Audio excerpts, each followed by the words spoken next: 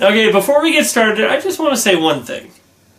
I love the movie Frozen, but even I'm like, okay, theaters, stop putting the advertisements for Coco as Olaf's Frozen Adventure with Coco. Okay? That is messed up. The movie should have top billing over the flippin' short.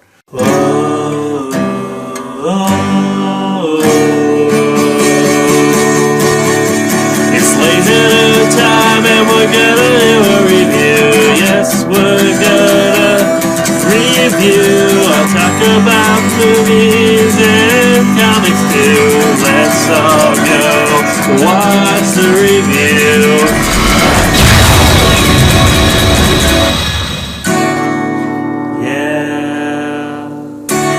Hey everybody, how's it going? I'm Laser Dude, and this is my review of Disney Pixar's Coco. So Coco is a movie about this young boy named Miguel and how he loves music. He wants to be a musician, he wants to go out there and play, and he's really good at it, he's really talented. And he idolizes this other musician called Senor La Cruz, and he wants to be a musician. The only problem is his family is anti-music. Because long ago, their great-great-grandfather of their family just up and left them all behind to pursue his love of music. So Miguel is trying to hide that he loves music because his grandmother is all out in like a hate war against music. But things change when all of a sudden one day while he's trying to take this guitar, he strums it, and because he was stealing it on the Day of the Dead, he gets cursed to the land of the dead. And he meets up with his family there, and they, of course, go through their history,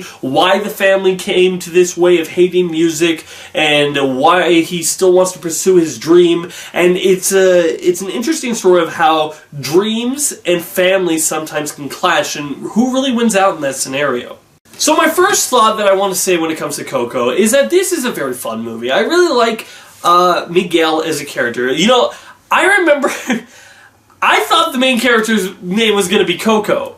You know, I heard that some people thought the dog was going to be Coco. I thought that the main character was going to be Coco. You find out that Coco is like his great-grandmother, and you get it later on, but at the beginning you're like, wait a minute, what a random thing to name your movie about. I like Miguel as our main character. He's a fun, energetic kid, but he also has a little bit of a mischief side about him, how he'll lie and he'll cover stuff up, all to just do what he wants. And then we got the other characters like this Hector guy, who he's a lot of fun. You know, he's like trying to weasel his way in and out of things. You know, he's like, you get the sense of this guy is like, he's not really a bad guy, but he's kind of will try to weasel his way in to get his way. And their interactions off of each other really work, and I like that. I think the main thing that I like about Coco is the aspect that you got, usually for animated movies, their message can be one of two things, you know. Nothing is more important than family, you know, it's all about the family and how a family is so important. And that's a big thing. But then you got another thing that is probably the more popular themes in an animated movie, which is go after your dream. Go after your dream, find your dream, and just do whatever it takes to get it. But what I find interesting is this movie, when those two messages collide against each other. What happens when your family is against your dream? What is more important here? And I like how they don't really just spell out, no, family's obviously more important, because you can see at the very beginning of the movie, his family is really not being fair with how their hatred of music.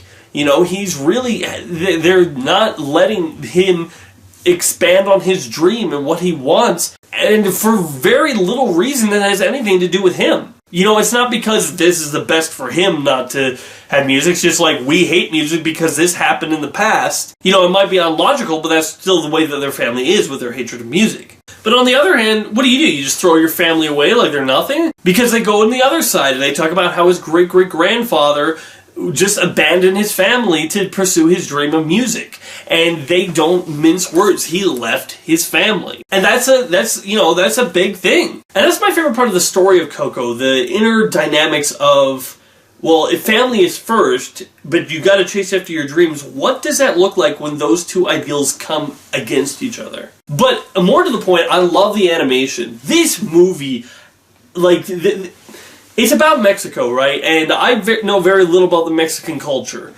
But I love how this movie uses its style to really show us what it's like. Like, I had no idea what the traditions of the Day of the Dead were, but I like how they show it to you in a way that's natural. And I like how when you have something like a tradition in our world, and then you can see from the point of view from the other world. For example, they drop leaves that lead them to their houses, and so the mindset is so the dead can visit them on the Day of the Dead. You know, they can follow the leaves to their houses and watch them and interact with them on the Day of the Dead. And I like that because then when you visit the land of the dead, you get to see how the leaves make this, like, a bridge to the land of the living, and how they can actually only, like, how they work, and how the leaves really work with that, and how it connects everything. And I really like that about the movie. I like it when you see the traditions of a culture realized in animation and animated form, and you can actually see it. I will say one of the shortcomings with Coco is I think the side characters are a little, because like we get to see his family, right, in both the dead and living world, and there was a point where I was just like, in the dead world, I'm like, okay, I know what the great grandmother, the main grandmother, I believe that's, you know, has the biggest hatred of music on in the undead world. I know what she's about, right? I get her. I don't really get what everybody else is about. Like, there's these two, like, twins, and I'm just like, okay, well, what is their personalities? I don't know. There's a big moment where they all get to do something as they're fighting off these other guys at the end, and I'm like, okay, that's great, but I don't really know anything about you. The only ones that I really get a feel for is the great-great-grandmother, Miguel, Hector, and maybe Miguel's grandmother, who's all hateful in the living world. Actually, you know, I found it interesting. I was thinking to myself, because Miguel's parents are very, they're very, like, they're pushovers. Like, they just follow his grandmother. They're, I guess, his mother's lead. Actually, I don't know who's the one part of the family, if it was the mother or the son. Probably the son. Anyway, you know, it's just like, they're very a non-entity in this story, and like, they're his parents, and they have, like, the least say over what his dreams are. They have the least they have the quietest voice over what to, you know, they don't really encourage him, they don't really take his side or anything. We get the least character development from them, and I remember thinking, man, they should have just killed them off. But then I remember thinking, oh wait, that wouldn't have solved anything in this movie. Because unlike other movies where if you have a pointless character, you can just kill them off and then not really have them involved in the story. Unlike other movies, you kill them off and then they're in the land of the dead and they're still pointless characters in this story. You know, it's like, well, okay, killing them off is this is the only story where that doesn't get rid of the character. One of the elements that I really do like about it is there's this great scene where it talks about, they show how you can leave the land of the dead when you're forgotten. You know, there's this great scene, probably the best scene in the movie in my mind, where we see somebody get forgotten and he just disappears, and it's just like, wow, that was really good. And I love the idea of when we're forgotten, we're gone for good. And I really like the fact that, you know, it's like what we do on this earth, the idea is like what we do impacts others, and we have to remember and keep our family history always involved, or else once we forget them, they could be gone forever. I like Coco a lot. I wouldn't say I necessarily love it, though. There's always something with me if I can kind of predict where the story is going to go, where I feel a little bit like, oh, okay. And there was one big element that I'll get to in the spoiler part of this review, and I'll get to that pretty quickly here. There was one part that I didn't see coming, but there was another part that I did. So, you know, I predicted part of the story, not exactly where it was going to go. But still, like, there wasn't as many surprises in the movie as I would have liked there had been. And Coco, while him being a very good character and voiced very well, there were times where I'm just like, oh, come on, kid, you should be smarter than this. Get, you know, just accept this, or you know, don't run away from this, or, you know.